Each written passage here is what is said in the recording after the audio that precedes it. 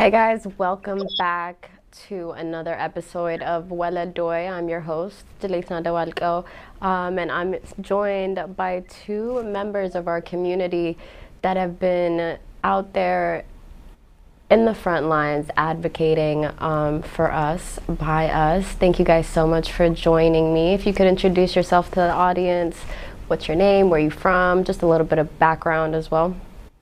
Okay, thank you for having us. My name's Ariam Kirane. I live in Charlotte, North Carolina. I go to school at East Carolina University. And yeah. Thank you. And Rahil. Okay, my name is Rahil Aramayo, and I was born in Tigray, came to the U.S. in 1990, refugee from Sudan, and moved to Charlotte after college and been here since then.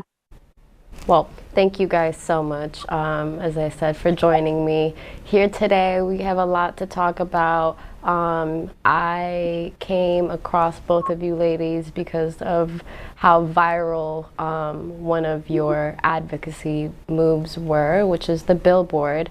And we'll get to that. But before we start, I just kind of want to know how your life has been since the start of this genocide. It's been about 17 months now. We've been in this fight for a while.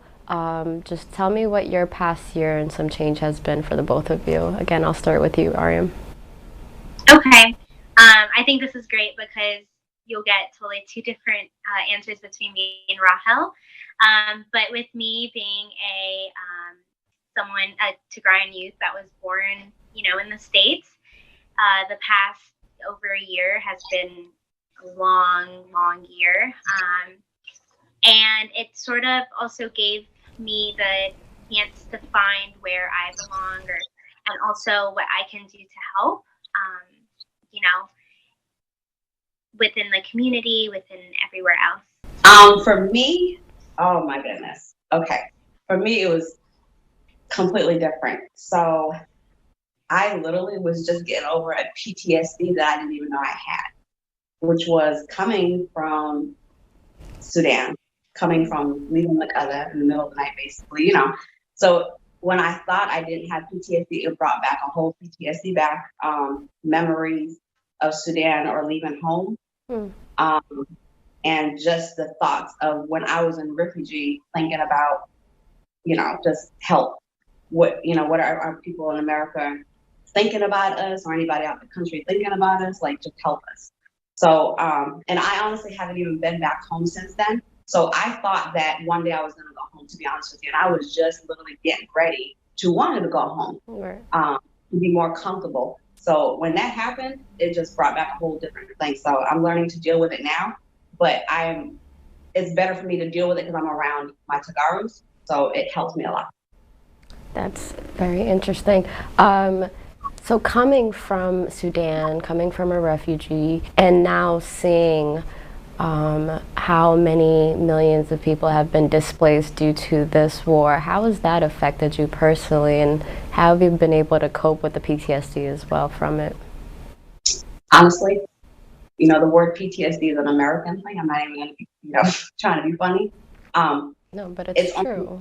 brought to my attention. Yes. So it's so real because you don't, as a back home person, people don't tell you that you have PTSD. You just go along with it. My dad just lives his life. But I know I've had it because it was certain places I didn't want to go to. I didn't want to hear certain cries. I didn't, airplanes going by. It was like so many things where I was going through it. So, like I said, when I started finally feeling like I'm comfortable enough to go back home to be around my people again, it just brought me back.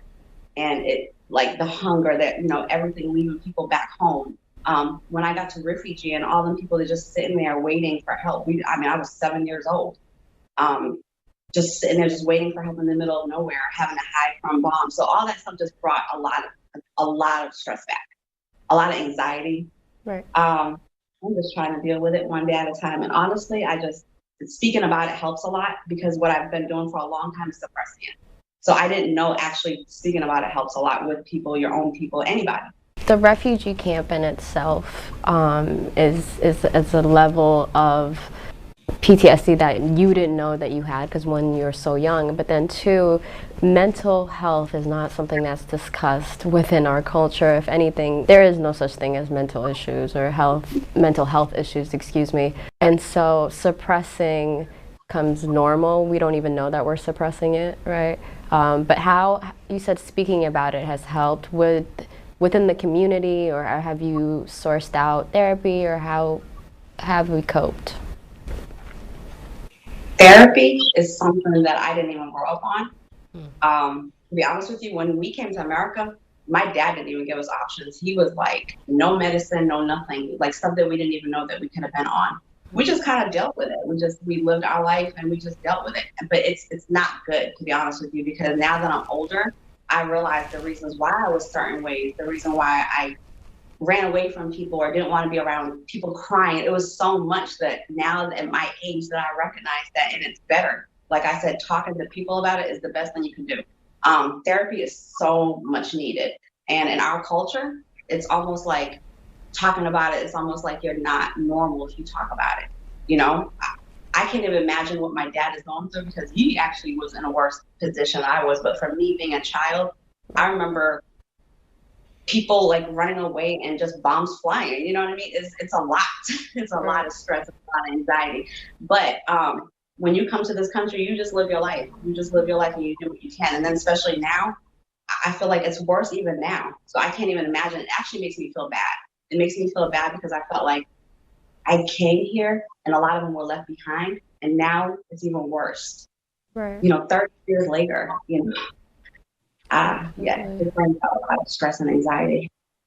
And for you, Ariam, being in school, how have you been able to cope and just, live a daily life within university and within your community as well? I mean, it's hard, not being around your community or, people you're used to. The way I cope is advocating and working and within my week, if I'm not doing something for the community or doing something with Rahel or something, I feel off. I don't feel like my normal self. So I feel like advocating, doing things, whether I have the time or not, I make the time. That's the way I cope with it. That's the only way that I feel keeps me going or gives me hope is if I'm doing something. Which is a great segue to the advocacy work that you both are involved. How did you find yourself involved? How can you not? Like the minute you feel like you're not going to do anything, you just, like for me especially, the minute I feel like, okay, I'm just going to live my life and do whatever, you remember. You remember every time what's going on back home. You remember the hunger. You remember every time you eat, every time you walk, everything. Right. So how could you not? How can you not want to help? So anything that you can do, and that's the problem too. Like a lot of people are like, I don't know what to do or I don't know what to help. Like you can do anything that you feel like your heart desires, just do it. Just do it. In the beginning, we shortly after everything started, after a bunch of the national protests began, in Charlotte, North Carolina, we started the protest in February. And that's how sort of me and Rahel began, connecting and starting from last year. And from then on, it was. And so, as I mentioned at the start of this conversation, one of the biggest things you both are known for was the billboard that you guys curated and have put up. Where did the idea come from? Because one, it's a different type of advocacy, and we were talking about this briefly before we started as well. We're so used to our advocacy being, whether that's on social media or on the front lines protesting in front of these government buildings, but a billboard is a little bit more permanent. It's a little more in your face. You can't really deny it. So I love the idea. Where did it come from, and how did you accomplish the goal? So initially, go ahead, Rahel. No, go ahead. I mean. Okay. Initially, the way my story is I saw a text message in our community group chat, and it was from Rahel saying, "Hey, how about a billboard?" Just an idea that came to the top of my head. And as soon as I saw it, I got really excited because it was an amazing idea. Mm-hmm. So right then and there, I called her up and I was like, "Hey, Rahel, I saw your text. Like, what's up? Tell me more." And from there, she told me her idea, and I was like, "Okay, like, let's do it." And that's where it came from. And Rahel can tell you where initially her idea came from.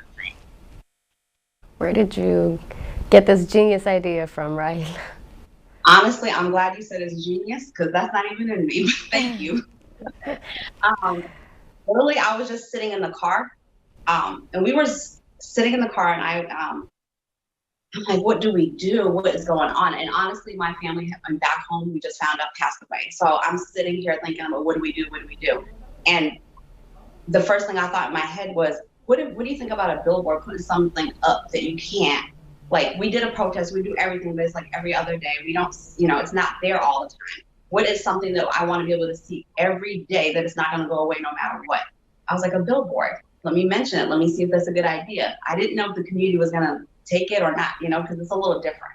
Right. But Adiam said, let's do it. It was over with. We just, that was it. It took us 2 weeks to get it on there.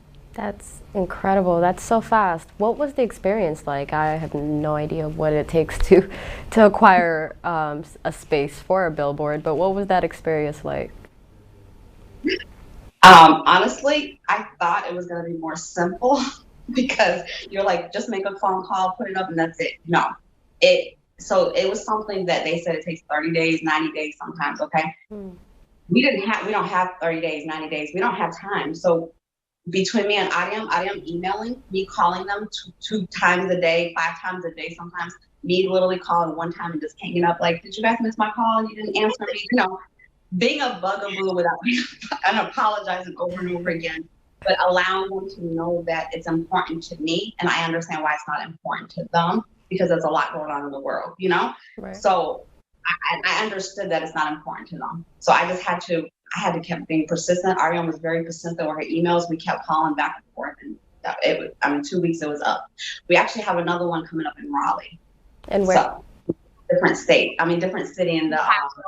Yes, Ariane will talk a little bit more. Yeah, so we have one going up next Monday in the capital of North Carolina. So we're kind of trying to spread it out throughout the state. But the process with me, it was exciting. It was frustrating. It was long, but short at the same time. I felt like in the beginning, it was more of, okay, like we were initially contacting a couple people. And from then on, I was like, okay, we need funding for it. So Rahel, did a large portion of the contribution. She contributed for a month worth. And from then on, we were like, okay, we want to keep this up for longer than a month. How about till the end of the summer? If we can raise the funds through our community, I was like, let's try. I really didn't know how our community would react to it. So I sent that initial text and I was like, we're having it up for a month. How do you guys feel about contributing for other months? And then from then on, within 48 hours, we raised over $4,000. And then within this whole process, we've raised over $5,000. I mean, the response from the community with funding, with the support was amazing. And without their funding or their support, it wouldn't have happened longer than a month. But it was funny because when we were contacting the lady and things like that, right after Rahel would get off the phone call with her or something, she'd be like, oh my gosh, I haven't heard from her. And I'm like, oh my gosh, okay. And then we would just go back and forth freaking out. But we really had to think about, for us, this is our top priority. But like Rahel said, for them, it's not. It's a business at the end of the day. Right. So they're going to answer their phone calls when they can. But for us, till the meantime, we're like freaking out. And she actually put it up sooner than we expected. After we paid, it was a couple days and it was up, which is amazing.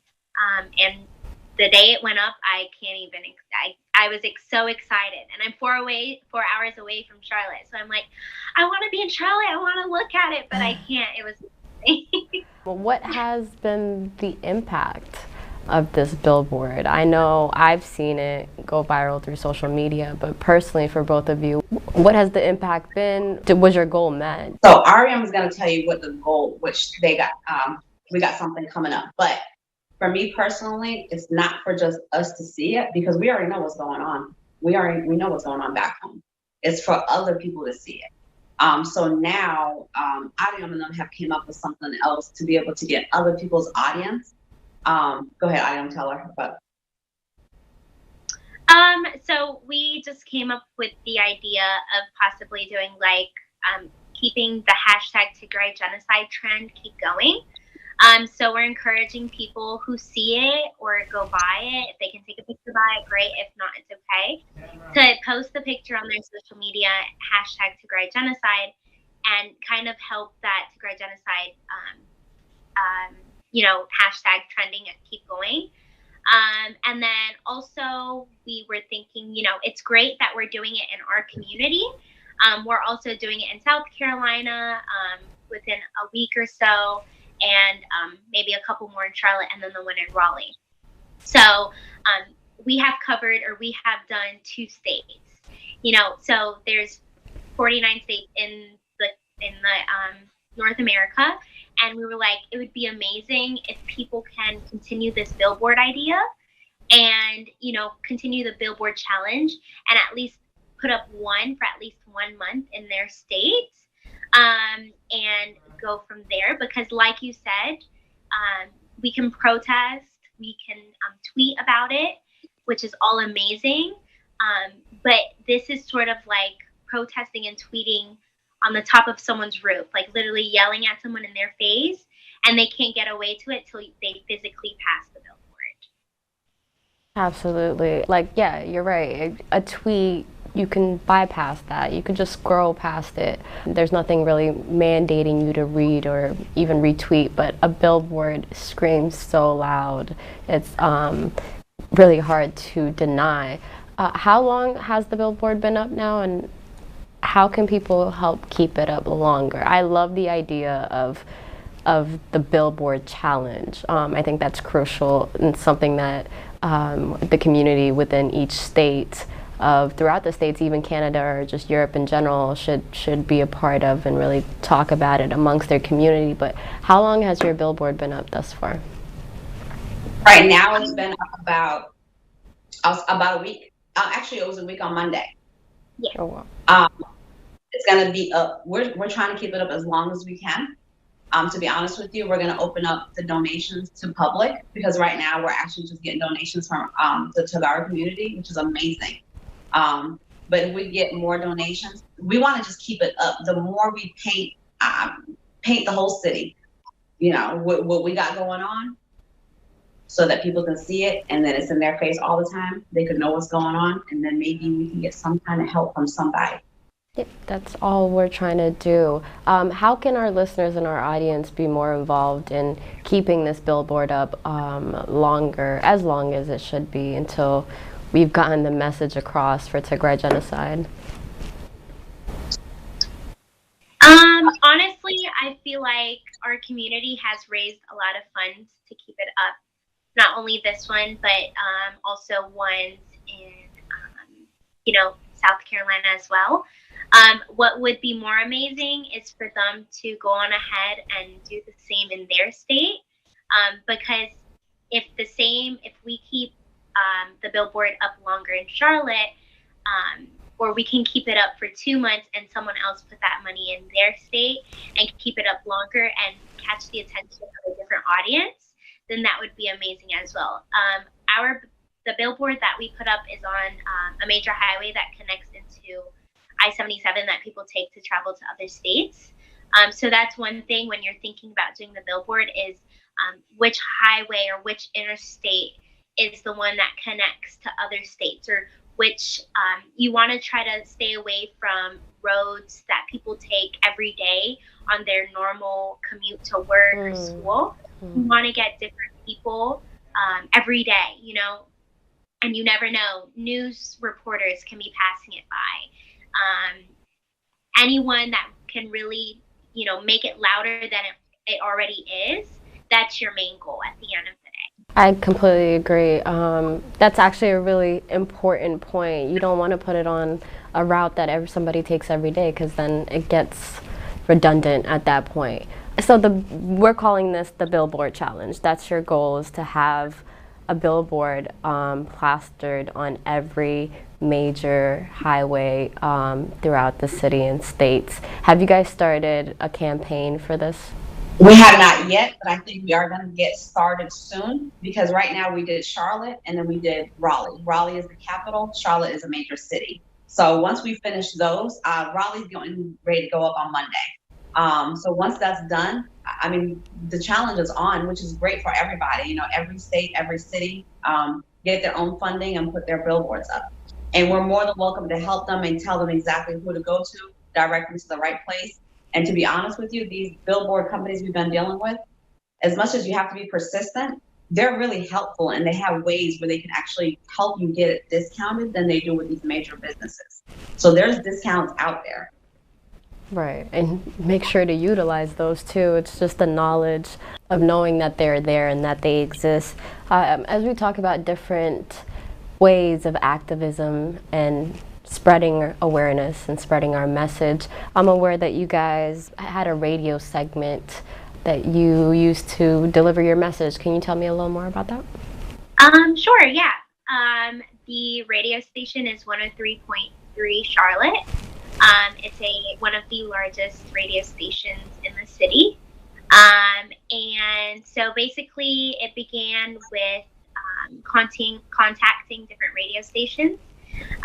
Luckily, this one got through with us, and we got on the phone call with her, and we just got,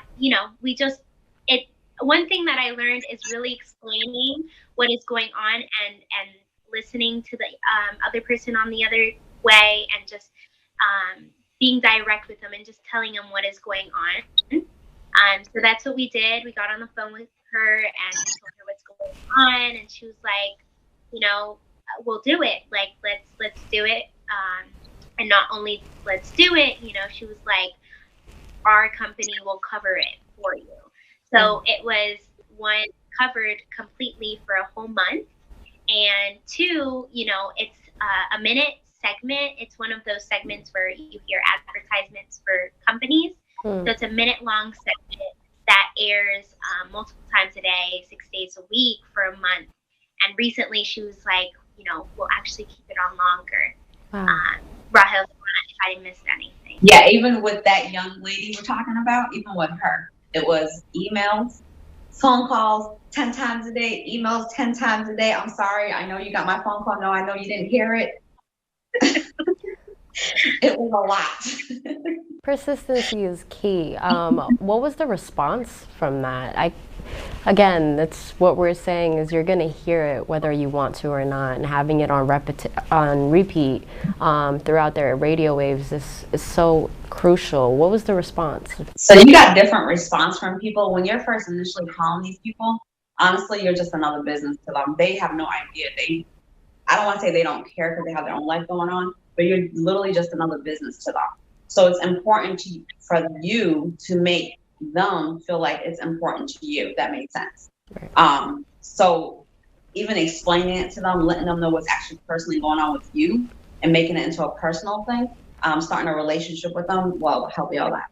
How do you feel the impact has been from the segment, Ariam? I think the impact has been positive all throughout. From the initial, from the lady who has helped us with the radio station, the listeners. It has only been on for less than a week. So I know that we can see major impacts within a month or so we're still waiting for that. But what I like specifically about the radio station is, like I said, you get radio commuters with that one, normal listeners, regular listeners. And when they keep hearing about it, they're going to say, okay, let me actually do something about it, and it's honestly an amazing and a step in advocacy. It's a more different way to shout at the international community other than your social media ways. you would actually be really surprised how many people don't know what's going on. So that's what we found out. Like me personally talking to these people, I found out they have no idea what's going on. Nothing at all. They've never heard of it. So it's not only that it's shocking to them, but it's extremely personal when you start telling them. Absolutely. I can even give you an example. It's actually really surprising on how in the dark so many people in the world are about this genocide. And because we're so involved in it and it's consumed our entire lives, that we think that's everybody. I mean, how can you not know? Like, I'm living this day to day. But another example is I was in an Uber not too long ago leaving from a protest, and the Uber driver was like, what is that? What are you guys celebrating? We're like, we're not celebrating. We're fighting. We're asking. And that was when the day the S3199 bill passed. We were outside of the Senate building, and as soon as I got in the car, we kind of gave him like a brief info on the Tigray genocide, and he was so shocked. Like, he was like, oh, he was like, the war in Ukraine? I was like, no, the war in Ukraine just started 30 days ago. We've been living in this for over 500 days now, and that's what we're out there chanting for. And he had no idea. And those types of moments are what remind me how our voice needs to be louder. Conversations, networking will be so much more impactful, because then you're telling them about your personal experience, and everybody can relate on a personal level. But what is the future? Do you guys have any more genius ideas up your sleeves on other ways to spread awareness? So like we said, we have the billboard going up in Raleigh. We also are in a couple weeks getting a couple more billboards in Charlotte, and we're planning to do one billboard in South Carolina. And then other than the radio station, we have a news article in the works of getting published. So we're waiting on those responses. Like Rahel and I have said, continuously, being persistent. I feel like every time I call someone, I'm like, I'm so sorry for bothering you. Like, that's such a line that I use multiple times a day now. But being persistent, not giving up. In the beginning of all of this, I felt like the international community, especially in my state, were sort of, I was like, why are they ignoring us? But it's not that they're ignoring us. It's more of they don't know about us. They don't know about what's going on. So not only are we trying to raise awareness for the Tigray genocide, but we're also trying to make the Tigray community known in North Carolina. We know of all these other international communities and in the state, but now the Tigray community is going to be known. Love that. Anything to add, Rahel? To be honest with you, I think it's very important for us to actually push the youth too. Because a lot of our youth are raised in America, or they are born in America. So if we push them and make them understand what's going on, the youth is definitely the people that's going to get us where we need to get at. Absolutely. Okay. Well, thank you guys so much for joining me in this conversation. I know I've learned a lot in ways that I can be more impactful in spreading my message. So thank you guys for that. Thank you for what you're doing. And I know the Tegaru community, especially in your own city in North Carolina, are very grateful for you guys. But just know we're all grateful for you guys, because the impact is trickling down to other parts of the states in the world. So thank you for your message. This will be viewed back home as well. So if you guys have a message for our Tegarus that are currently under siege. Sure. Ajohom Adlanaina. We're here. We are every day we're here for you. Every day we think of you. Every day we're speaking for you. Yeah. Sorry. No worries. Thank you. Definitely. We cry for you. We pray for you. Honestly, after all this is done, when we are finally free, I'm going to make it back home. We all are. That is the ultimate goal. Once Tigray is free and is welcoming us with open arms, we're ready. We are ready to start the rebuilding of what our nation is known to be, and that's the greatest. So thank you guys so much again for joining me. If you guys can give them your social media platforms on how they can be more involved and help you accomplish your goals in the future as well. Yeah, if you guys have any questions with this billboard challenge, or any questions on how to start, a starting point, I'm contactable on Instagram, ariam.kidane. And Rahel, if you want to drop in. Okay. Mine is Rahel Alamayo on Facebook. And just wanted to tell everybody, Hawate, I love you, Jaganu. I hope you, the audience, take away, your greatest takeaway from this is networking. Make sure you use your voice in different avenues of spreading awareness.